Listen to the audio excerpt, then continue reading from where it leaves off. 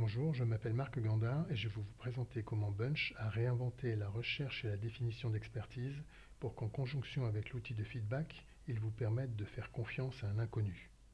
Alors voilà, dans Bunch, un membre exprime une expertise par un quadruplé de mots-clés suivi d'un texte libre de quelques caractères illustrant ce quadruplé. Et bien sûr, un membre peut associer à sa personne autant d'expertise qu'il en possède. En fait, il n'y a pas de limite. Cependant, la difficulté vient du fait qu'il faut traduire une expérience telle que l'on la rédige normalement dans un CV en une expertise dont les 4 mots-clés sont faire, quoi, où, quand, puis un texte libre, comment. Les mots-clés sont pour le moteur de recherche, alors que les textes libres est plutôt pour les hommes en complément d'information. Vous allez découvrir qu'il faudra probablement décomposer une expérience classique de CV en plusieurs expertises pour obtenir un équivalent. Mais cela donne des ailes au moteur de recherche et cela en vaut la peine.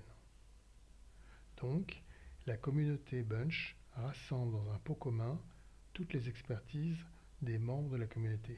Bien sûr, chaque expertise est clairement associée à un membre et il est fort probable que plusieurs membres partagent la même expertise. Nous allons voir le cas dans quelques minutes.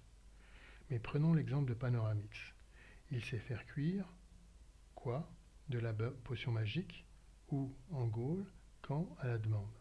Pour des questions de simplification, on ne parlera pas ici du comment. Donc quand Panoramix va publier cette expertise, il va à la fois la mettre dans son espace personnel, mais aussi dans celui de la communauté. L'expertise d'Astérix suit également la même démarche de publication.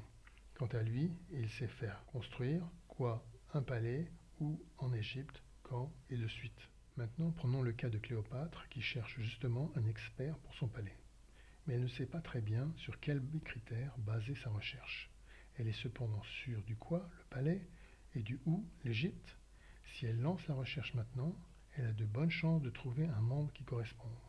Et s'il y en avait de trop, il lui suffirait, pour réduire le nombre, de rajouter un caractère C, par exemple dans la clé faire. Admettons maintenant qu'elle choisisse Astérix.